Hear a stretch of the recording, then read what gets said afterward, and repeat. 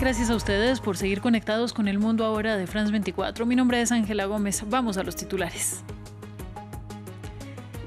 El enviado especial de Estados Unidos, Keith Kellogg, está en Ucrania para conversar con el presidente Volodymyr Zelensky, al mismo tiempo que Donald Trump lo califica de dictador y señala su gobierno de fallido. En tanto, Vladimir Putin elogió las conversaciones con Washington y en París más líderes mundiales se reunieron de emergencia. Una persona murió en el ataque con aviones no tripulados israelíes en la ciudad fronteriza del sur del Líbano, Aita al-Shaf. Esto después del vencimiento del plazo para la retirada de las fuerzas de Benjamin Netanyahu, quien dijo que mantendría 5 posiciones en el país tras la tregua con Hezbollah. Y Hamás anunció la entrega de 4 cadáveres de rehenes este jueves, incluidos los de la madre y 2 niños pequeños de la familia Vivas. El padre fue previamente intercambiado con vida. Además, el grupo afirma que podría liberar a todos los rehenes en su poder en la segunda fase del cese del fuego. Y con nuestra invitada de esta tarde seguiremos ahondando en la acusación contra Jair Bolsonaro, que podría ir a juicio por el supuesto intento de golpe de Estado e intento de envenenamiento contra el actual mandatario Luis Ignacio Lula da Silva, que lo venció en los comicios de 2022. Ya lo vemos. Antes el informativo.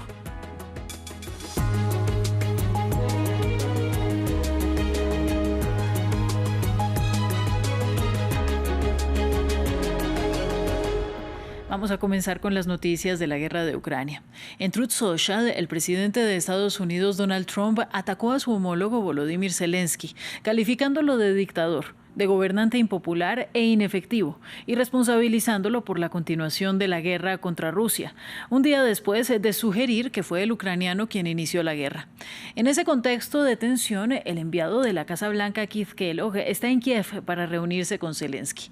Todo ello mientras el gobernante ruso Vladimir Putin elogió las conversaciones con el gobierno Trump para terminar el conflicto y se mostró favorable a una reunión con el magnate. Les contamos el detalle de estas movidas diplomáticas a continuación en el informe de William Gasso. Una visita en medio de fuertes palabras. Keith Kellogg, el enviado especial estadounidense, llegó a Kiev y aseguró estar ahí para escuchar las preocupaciones de los ucranianos. Un tono diferente al de su presidente. El martes, Donald Trump culpó a Ucrania de haber empezado la guerra con Rusia y este miércoles calificó a Volodymyr Zelensky de dictador. Un dictador sin elecciones. Es mejor que Zelensky actúe rápido o no le quedará ningún país. Amo a Ucrania, pero Zelensky ha hecho un trabajo terrible. Su país está destrozado y millones han muerto innecesariamente, y así continúa.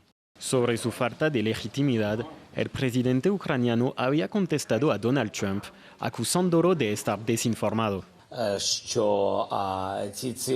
Es decir, lamentablemente, el presidente Trump, con gran respeto por él como líder del pueblo, al que respetamos mucho, y al pueblo estadounidense que nos apoya constantemente, lamentablemente vive en este espacio de desinformación. Una cosa queda segura, Estados Unidos y Rusia se han acercado desde que Trump entró a la Casa Blanca. El martes, ambos países abordaron la situación en Ucrania en una reunión bilateral en Arabia Saudita, una cita sin Kiev. Discusiones saludadas por Vladimir Putin. He sido informado y lo evalúo positivamente. Hay resultados. Lo más importante a la hora de resolver estas cuestiones tan graves, incluido un acuerdo con Ucrania, es que es imposible resolver estas cuestiones sin aumentar el nivel de confianza entre Rusia y Estados Unidos. Este acercamiento también preocupa a los europeos, que temen de que Moscú y Washington puedan buscar un cese al fuego a expensas de Kiev. Merci beaucoup. Mientras tanto, en París, el presidente Emmanuel Macron reunió a líderes europeos y Canadá como aliado de la OTAN para una segunda reunión de emergencia sobre Ucrania esta semana. Dentro de las discusiones, el esfuerzo militar para ayudar a Ucrania y también asegurar la seguridad del viejo continente. Vamos a ampliar toda esta información y conectamos por eso con nuestra periodista afuera del Palacio Presidencial, Natalia Ruiz. Natalia, un saludo para ti. ¿Qué es lo que se sabe de esta segunda reunión organizada por el presidente francés? Muy buenas tardes. Pues se sabe por una parte que Emmanuel Macron citó a estos 19 líderes de Europa y también de Canadá precisamente para continuar las discusiones después de lo que ya se llevó a cabo el día lunes. Sabemos que había muchas críticas por parte de algunos países de la Unión Europea por no haber sido invitados el día lunes. Así que hoy, pues la mayoría de quienes estaban citados en esta reunión se conectaron por videoconferencia. Emmanuel Macron en el Elíseo solamente estaba con el presidente interino de Rumanía, así como con el primer ministro de Luxemburgo. Lo que se ha podido conocer de esta reunión era, por supuesto, hablar sobre el tema de defensa, hacer ese frente común por parte de Europa, ahora que Estados Unidos y Rusia han comenzado a discutir acerca de cómo poner fin al conflicto en Ucrania, pero sin contar con los europeos y tampoco con Ucrania. De esta reunión se sabe también, el primero ya en dar algunas declaraciones a la prensa fue el primer ministro sueco. Se trata de Ulf Kristersson, quien hace unos momentos decía que era importante haber hecho esta reunión y que sobre todo pues entre los diferentes invitados pues a esta reunión en realidad había un consenso de que es importante continuar haciendo un esfuerzo en materia de defensa y que quizás en algún momento pues Europa debe considerar que debe depender por sí sola de esa defensa y un poco menos de la ayuda que pueda aportar Estados Unidos. Pero efectivamente pues el aumentar el gasto en materia de defensa va a llevar también a un esfuerzo importante para las finanzas públicas de los diferentes países europeos. Para algunos la situación además bien podría complicarse porque ya están, digamos, no cumpliendo con los criterios de Maastricht, que es, por ejemplo, no pasar del 3% del Producto Interno Bruto en materia de déficit público. Es el caso, por ejemplo, de Francia. Hoy lo decía la portavoz del gobierno francés, que habrá que buscar la manera de poder amortiguar este esfuerzo, quizás pensando en algún tipo de préstamo o de préstamos comunes, por ejemplo, en el seno de la Unión Europea. Pero en todo caso, pues es lo que quería Emmanuel Macron también es de alguna manera de aquí hasta el final de la semana ya haber hablado con los 27 países de la Unión Europea. Quedan, eso sí, por fuera algunos países como por ejemplo Eslovaquia y Hungría, que no han sido invitados y que además se sabe que son prorrusos. Natalia, gracias a ti. Nosotros continuamos haciendo el seguimiento de estas noticias. Mientras tanto, vamos a cambiar de tema.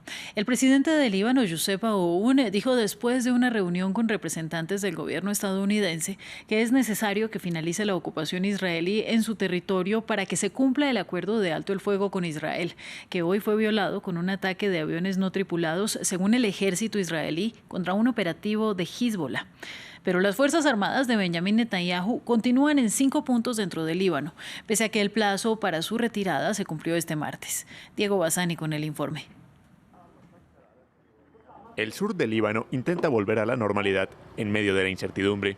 Luego del vencimiento del plazo para que las tropas israelíes se retiraran del sur del país, este miércoles el Ministerio de Sanidad del Líbano reportó la muerte de una persona como resultado de un ataque con dron por parte del ejército de Israel. A su vez, el presidente Youssef Aoun declaró en medio de una reunión con el consejero de Seguridad Nacional de Estados Unidos, Mike Waltz, que es necesario poner punto final a la ocupación en el sur del país para que se cumplan los acuerdos de alto al fuego. Actualmente, las Fuerzas Armadas israelíes permanecen en 5 puntos a lo largo de la frontera. Es necesario poner fin a la ocupación israelí en los puntos restantes y completar la implementación del acuerdo del 27 de noviembre de 2024 para garantizar el fortalecimiento de la estabilidad en el sur del Líbano. Entre tanto, el ejército de Líbano ocupa varios de los poblados antes ocupados por Israel, lo que ha permitido el retorno de cientos de desplazados que encuentran sus hogares en ruinas. Francamente, esto es muy molesto. El lugar en donde hemos pasado nuestros días desde que nacimos ha sido completamente destruido. Todo está destruido.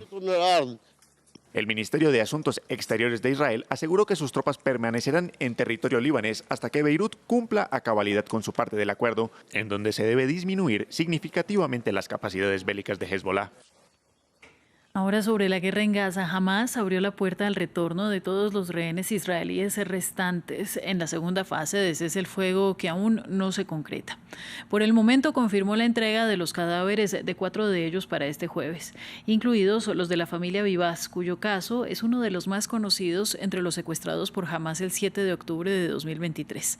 A pesar que el grupo islamista dijo que la madre y 2 hijos de 4 y 9 meses al momento del secuestro habían muerto por un bombardeo israelí, algunos aún guardan la esperanza de que estén con vida. El padre fue liberado vivo el 1 de febrero. Este informe es de Hugo Caro Jiménez. Entre la esperanza y la incertidumbre, Hamás anunció el martes que liberará los cuerpos de 4 rehenes este jueves, incluidos los de la familia Vivas. Yarden Vivas, su esposa Shiri, de ascendencia argentina, y sus 2 hijos fueron secuestrados durante el ataque del 7 de octubre de 2023.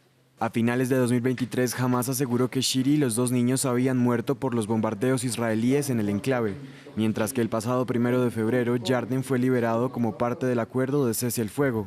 A pesar de las afirmaciones del grupo islamista, los residentes del kibutz Nir Oz, en el sur de Israel, conservan la ilusión de que Shiri y sus hijos estén con vida. No sabemos nada de toda la gente que no está en Israel. Y hasta que no tengamos los datos, si están vivos o están muertos, tenemos esperanza. Entonces, Shiri y los niños se convirtieron en un símbolo, y estoy seguro de que no lo quieren. Pero sí, todavía tengo la esperanza de que sigan vivos. Al mismo tiempo, este residente del kibutz pide el regreso de todos los rehenes israelíes, ya que considera se les acaba el tiempo en Gaza. No creo que la gente tenga tiempo en Gaza porque hemos visto cómo han vuelto, algunos de ellos en una situación muy mala, y no es bueno que se queden ahí. Necesitamos que vuelvan todos ahora. Se espera que Hamás libere a otros 6 rehenes vivos este sábado, de los 73 que aún permanecen cautivos en Gaza. El Vaticano dice que el Papa Francisco pasó su 5ª noche en el Hospital Gemelli de Roma en paz, pero las preocupaciones están creciendo sobre su salud después de que se anunció que tenía neumonía. Ayer el Vaticano describió su estado como complejo, pero no confirmó si estaba respondiendo bien al tratamiento. Francisco, cuyo verdadero nombre es Jorge Mario Bergoglio, es de origen argentino, y en su país natal los fieles se reúnen para rezar y desearle una pronta recuperación. En esta parroquia de las afueras de Buenos Aires, un grupo de fieles se reúne para pedir por la recuperación del Papa. El pontífice creció en Argentina y pasó gran parte de su vida en estas comunidades. Lo que pasa es que le conozco al Papa Francisco, en su momento Bergoglio, hace muchos años le conozco, cuando lavaba los pies acá en el barrio. Bueno, nada, siento una tristeza que el padre esté pasando por esta situación. Pero bueno, tengo fe que Dios lo va a sacar adelante y nada.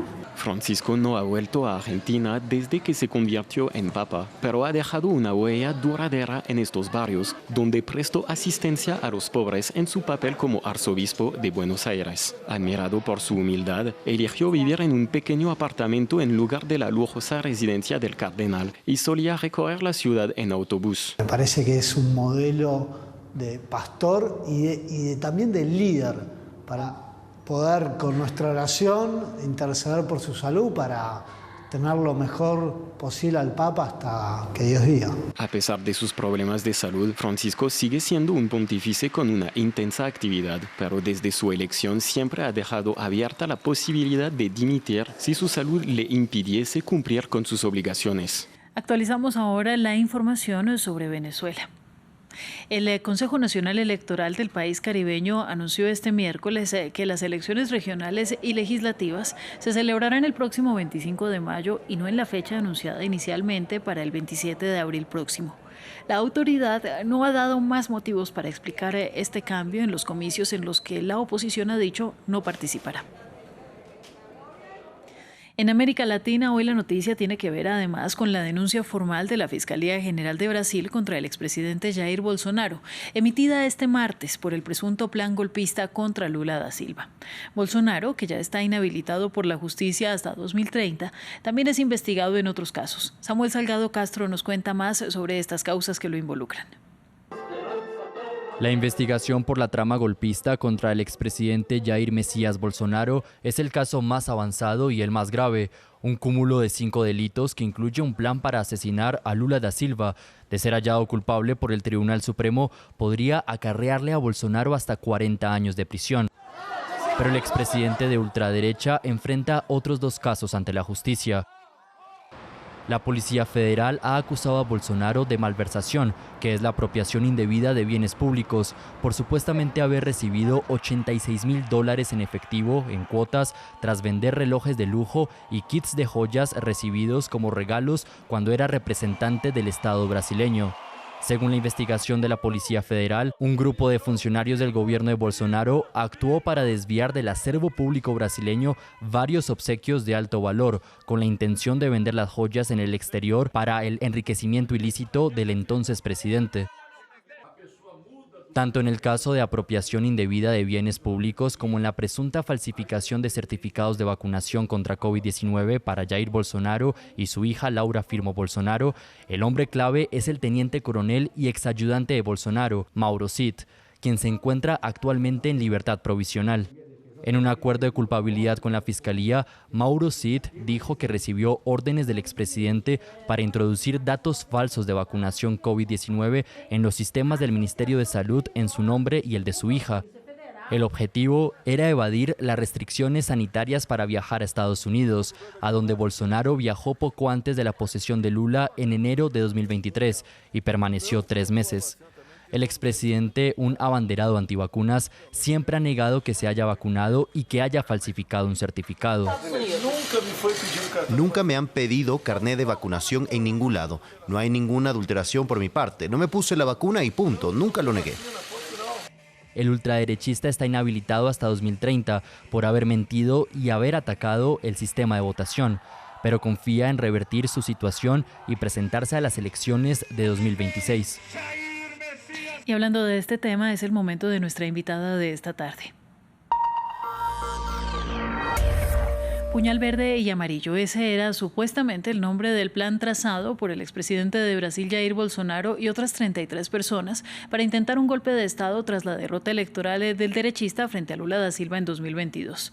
Este complot presuntamente incluía una conspiración para envenenar a Lula y matar al juez de la Corte Suprema, Alexandre de Moraes. Con esta información, el fiscal general de Brasil decidió acusar a Bolsonaro, y sobre lo que puede pasar en adelante, nosotros vamos a conversar con Michelle Fernández. Ella es doctora en Ciencia Política por la Universidad de Salamanca y profesora e investigadora del Instituto de Ciencia Política de la Universidad de Brasilia. Michelle, gracias por estar en El Mundo Ahora. Hola, buenas tardes. Gracias por la invitación. Bien, esta acusación comprende 272 páginas. Es un documento muy amplio. ¿Qué pruebas tiene la Fiscalía o en qué se basa este caso? Bueno, la Fiscalía se basa sobre todo en lo que trae Cid, el oficial que trabajaba directamente con Bolsonaro, y en las denuncias y acusaciones que hace él cuando habló con la Policía Federal de Brasil, ¿no? Entonces, a partir de esas conversaciones, la Policía Federal y sobre todo la Fiscalía pues construye la narrativa de la trama de golpe de Estado, ¿no? Que tendría Jair Bolsonaro como la persona principal y central, ¿no? Por detrás de toda la construcción del golpe, que involucraba incluso el asesinato del presidente electo y de un juez de la Suprema Corte brasileña. Entonces,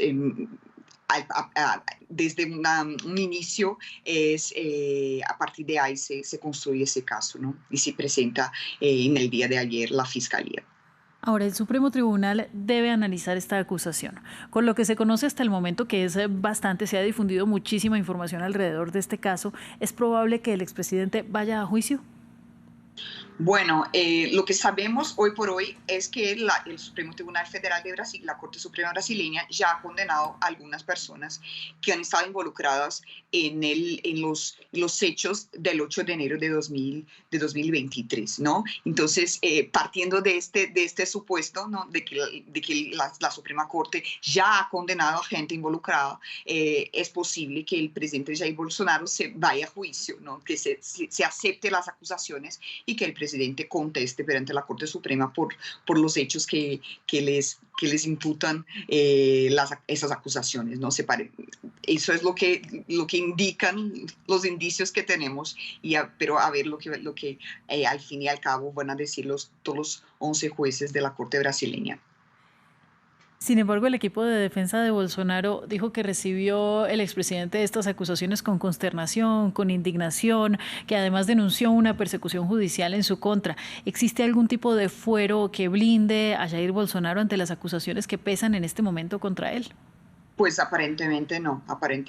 Vamos a ver lo que va a suceder, lo que van a contestar y cómo efectivamente la Suprema Corte va a portarse a partir de aquí, pero no hay ningún foro que le blinde al expresidente Jair Bolsonaro de la situación que le tiene impuesta hoy por hoy. De hecho, la Suprema Corte puede incluso determinar que se vaya a la cárcel antes de que el juicio haya terminado, si se nota que hay riesgos, ¿no?, del presidente huirse o de eliminar pruebas que vayan a impactar en toda la investigación. Entonces, incluso se puede ir a la cárcel antes del final del caso, ¿no? Pero no hay nada que le blinde del juicio que parece ser que tiene por delante. Por otro lado, el bolsonarismo también denuncia que hay una fiscalía que está politizada y que está a favor de Lula da Silva. ¿Dirías tú que hay elementos para creer que el Poder Judicial es controlado por el gobierno? No, hoy por hoy me parece que no.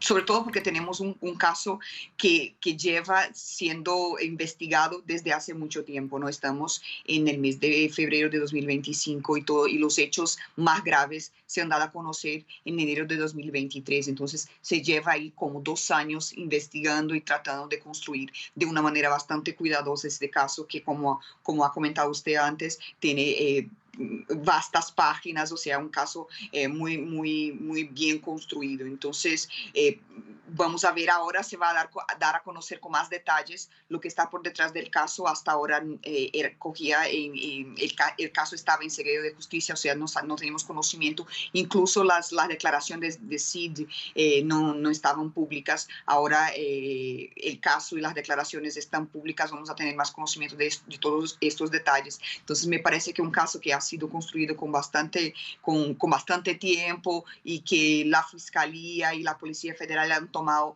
bastante cuidado en la construcción de ese caso. Me parece que tenemos bastante material para decir ahí que es un caso que tiene por detrás argumentos jurídicos para que sigan, ¿no?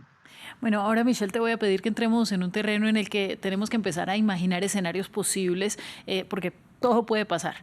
¿Se podría repetir con Jair Bolsonaro en Brasil un escenario al menos similar a lo que hemos visto en Estados Unidos con Donald Trump? Un candidato que finalmente es acusado, es condenado por la justicia por un delito, se presenta y gana las elecciones. Pues no, en Brasil eso no puede suceder porque en Brasil un candidato que es condenado no puede presentarse a elecciones y mucho menos asumir el poder, ¿no? En Estados Unidos no, eso puede suceder. La legislación de Estados Unidos deja que eso suceda. En Brasil eso es imposible. Aquí, hasta la fecha de hoy, un candidato que tiene condenaciones en la justicia no puede presentarse a elecciones y, por supuesto, no puede asumir el poder, ya que no se va a presentar a elecciones. Entonces, la situación es bastante diferente. Tenemos, diría yo, instituciones aquí que tienen esa capacidad de blindar, ¿no?, la democracia, de tener en el poder personas que han sido condenadas a la justicia, cosa que no acontece en Estados Unidos. Entonces, en la fecha de hoy, con la legislación que tenemos hoy, eso no puede suceder. Pero en el Congreso Nacional, desde que Bolsonaro está inelegible, ¿no?, o sea, que no puede candidatarse a la presidencia por 8 años, tenemos ahí un intento de el cambio de esta legislación, ¿no?, que lo que llamamos en portugués ley da ficha limpa, deje de tener 8 años de imposibilidad de candidatarse y pasar a tener menos tiempo o incluso dejar de existir, ¿no? Desde que Bolsonaro ha sido acometido por esta legislación, eso sucede, o sea, estas discusiones suceden en el Congreso Nacional. Eso puede cambiarse, sí, puede cambiarse en el Congreso, pero si se cambia en el Congreso, puede llegar a la Corte Suprema y poner cuestionamientos con relación a eso, pero en el día de hoy por hoy, eso es imposible de pasar. Bueno, y ahora quisiera pedirte que hiciéramos un paralelismo porque también está el ejemplo de Lula, que fue condenado, encarcelado, después fue liberado, ganó las elecciones, fue reelegido. ¿Es una posibilidad para Bolsonaro o los casos distan mucho de tener similitudes? Porque hay encuestas que justamente se han publicado en los últimos días y que dicen que él podría ser muy competitivo en unas eventuales elecciones con Lula. Efectivamente, las encuestas dicen que él sería competitivo. Él sigue no movilizando bastante gente, como movilizó en las elecciones pasadas que perdió. Hace falta recordarnos que Lula ganó por muy poco, por una diferencia muy pequeña. Sin embargo, lo que voy en la misma dirección que he comentado antes, ¿no? El caso de Lula ha sucedido de una manera muy rápida, ¿no? El Poder Judicial ha trabajado muy rápidamente para acusar a Lula, para condenar a Lula, y de hecho al final, cuando llegó a la Suprema Corte, el caso de Lula ha sido anulado en función de muchos problemas en el proceso judicial que sucedió anteriormente. El caso de Bolsonaro me parece bastante diferente en ese sentido. Es un caso construido con mucho más cautela, ¿no? Con mucho más cuidado, y que tomó su tiempo para esta construcción. Tras 2 años del último incidente, que ha sido todas las manifestaciones del 8 de enero, el caso está siendo presentado por la Fiscalía. Es decir, han tenido bastante tiempo. Y hace falta comentar incluso que en todos los documentos que presenta la Fiscalía se dice que ha finalizado el caso, o sea, el momento ápice ha sido en el enero de 2023, pero todo ha empezado en 2021, es decir, un caso que ha tenido bastante tiempo y que va a ser juzgado después de bastante tiempo. Entonces, me parece bastante diferente en esos sentidos, ¿no? Que el Poder Judicial puede ser que tome ahí su tiempo para investigar el caso y para juzgar el caso, y por lo tanto nos llevaría a finales diferentes con relación al caso del actual presidente de la República, Luis Ignacio Lula da Silva. Pues bien, muchísimas gracias. Es Michelle Fernández, doctora en Ciencia Política por la Universidad de Salamanca y maestra e investigadora del Instituto de Ciencia Política en la Universidad de Brasilia. Que tengas una feliz tarde. Hasta luego, gracias. Vamos a hacer una pequeña pausa, ya regresamos con más noticias. Quédense en El Mundo Ahora.